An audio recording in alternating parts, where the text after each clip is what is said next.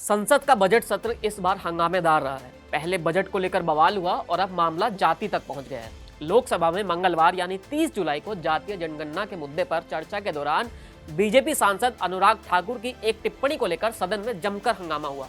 उन्होंने कहा कि जिसकी जाति का पता नहीं वो जाति जनगणना की बात कर रहे हैं। अनुराग ठाकुर का ये निशाना एक तरह से राहुल गांधी की तरफ था, लेकिन इस मसले पर समाजवादी पार्टी के प्रमुख अखिलेश यादव भी बीच में आ गए और उन्होंने सदन में ही गुस्से में कहा कि आप कैसे किसी की जाति पूछ सकते हैं। अब ये तो संसद का बवाल हो गया, लेकिन जाति का ये मसला संसद के बाद सोशल मीडिया और सड़क तक पहुंच गया है।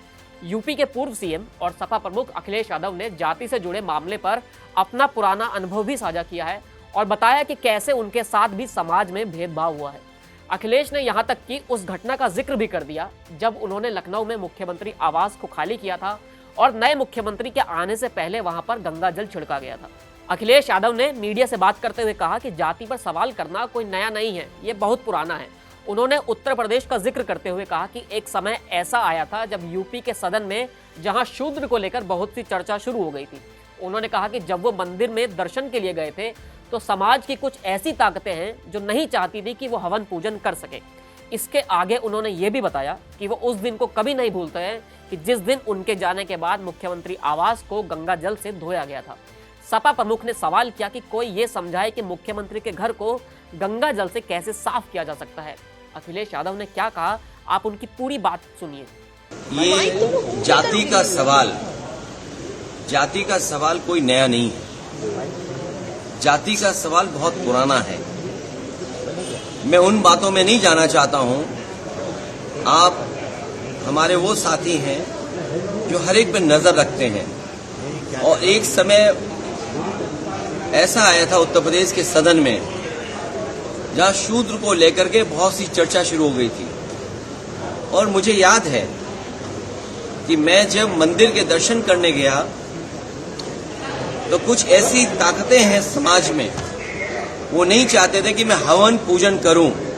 मैं आपसे कहूंगा साथियों कि वो जानने की कोशिश आप करना कि वो कौन सी ताकतें हैं समाज की जो किसी को पूजा पाठ के लिए, हवन के लिए उस समय रोक रही थी। और वो दिन मैं भूल नहीं सकता हूं जिस दिन मुख्यमंत्री आवास को गंगा जल से धोया गया था।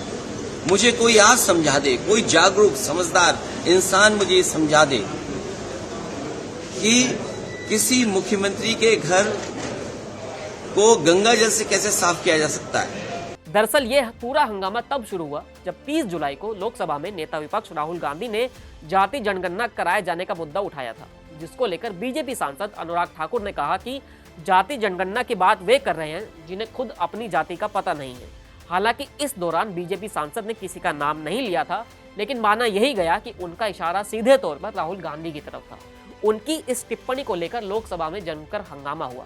संसद में इससे पहले 30 जुलाई को ही अनुराग ठाकुर और अखिलेश यादव के बीच भी एक तीखी बहस हुई थी। जब अग्निवीर योजना को लेकर विवाद हुआ था तब अनुराग ठाकुर ने यहां तक कह दिया था कि अखिलेश जी ज्ञान मत बांटिए। दूसरी तरफ अखिलेश यादव ने कहा था कि यूपी में मिली हार के बाद आजकल कुछ लोगों की नमस्ते बंद हो गई है। ध्यान रहे कि संसद में इस बार विपक्ष पिछली 2 लोकसभा के मुकाबले बेहतर स्थिति में है। यही वजह है कि चाहे लोकसभा हो या फिर राज्यसभा, दोनों ही जगह विपक्ष पूरी तरह से सरकार पर हमलावर है। छोटी से छोटी बात पर इस बार विपक्ष आक्रामक नजर आ रहा है और बजट सत्र में हमें इसका उदाहरण भी देखने को मिल गया है। फिलहाल इस वीडियो में इतना ही, फिर मिलेंगे नए वीडियो के साथ। शुक्रिया।